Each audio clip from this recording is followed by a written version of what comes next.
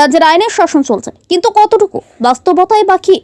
আজ যারাই মাইকের সামনে দাঁড়িয়ে আইনের কথা শোনান, মহিলাদের মান নিরাপত্তা নিয়ে কথা বলেন, বাস্তবে ওনারাই আবার সাংবাদিকদের ক্যামেরার সামনে দাঁড়িয়ে কখনো কখনো আবার নিজ পরিবার সদস্যদের জীবন ভিক্ষা চাইছে। সত্যিই কি অদ্ভুত ব্যাপার। আমরা একটা কথাও বলবো না। শুনুন শাসক দল সমর্থিত এক প্রাক্তন গ্রাম প্রধানের মুখের চাঞ্চল্যকর বক্তব্য। মানে পুরো ক্ষত বিক্ষত করে দিছে এবং আমার নাকের যে আছে না ওইটা ফাটাই দিছে এবং আমার হাঁটু মাটু সব মানে লাঠি দিয়ে বেড়েছে, লাঠি ঘুষি যেটুকু ফাটছে হ্যাঁ আমার মারছে। কোনখানে বাড়ি? আমার বাড়ি লালশিমুরা ৩ নাম্বার ওয়ার্ড। যে মারধর করছে এর বাড়ি কোনখানে? এর বাড়িও লালশিমুরা ৩ নাম্বার ওয়ার্ড। নাম কি? সঞ্জয় দিছি। এখন পর্যন্ত থানাতে কোনো হইছে না। কয়দিন হইছে কে মানে থানা থেকে কেস দিছে? 3 দিন হইছে। কোন থানা থেকে? আজকে নিয়ে 4 দিন। কোন থানা থেকে কেস করছে? বিশালগড় পিএসএ। এখন অবধি আসামি অ্যারেস্ট হইছে না। এখন আপনি এলাকার জনপ্রতিনিধিরা জানাইছেন? জনপ্রতিনিধি এবং আমি বর্তমানে প্রধান ছিলাম।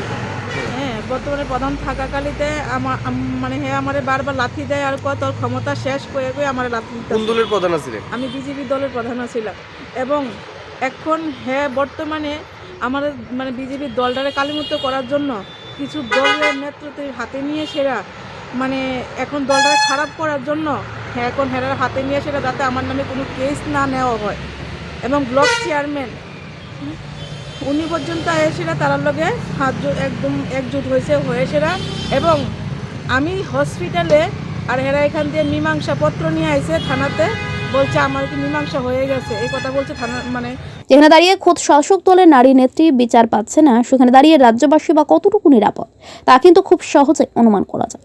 শাসক দলের প্রাক্তন প্রধানের প্রাণ রক্ষার আর্তনাদ মুখ্যমন্ত্রীর নিকট। পারিবারিক বিবাদের জেরে কেন্দ্রীয় আধা সামরিক বাহিনী জওয়ানের মারে রক্তাক্ত শাসক দল সমর্থিত তথা লালসিংমুড়া পঞ্চায়েতের প্রাক্তন প্রধান সোমা দেবনাথ সোমবার সন্ধ্যা রাতে বিশালগড় থানায় দ্বারস্থ হয়ে অভিযুক্ত সিআইএসএফ জওয়ান সঞ্জয় দেবনাথের বিরুদ্ধে মামলা দায়ের করে। আক্রান্ত গৃহবধূর অভিযোগ, গত মঙ্গলবার পারিবারিক ঝামেলার জের ধরে অভিযুক্ত জওয়ান সঞ্জয় দেবনাথ আক্রান্ত সোমা দেবনাথকে রাস্তায় ফেলে প্রচন্ড মারধর করে। তাতে গুরুতরভাবে আহত হন গৃহবধূ এবং সেদিন রাতের বেলায় বিশালগড় থানায় লিখিত অভিযোগ দায়ের করে। কিন্তু মামলার দায়ের করার পর প্রায় 4 দিন অতিক্রান্ত হয়ে গেলেও পুলিশ এখনো পর্যন্ত অভিযুক্তের বিরুদ্ধে কোনো পদক্ষেপ গ্রহণ করেনি। পুলিশের ভূমিকা নিয়েও প্রশ্ন তুলেন আক্রান্ত প্রাক্তন প্রধান সাহেবা। বড় অসহায় হয়ে শেষ পর্যন্ত সাংবাদিকদের ক্যামেরার সম্মুখীন হতে বাধ্য হন।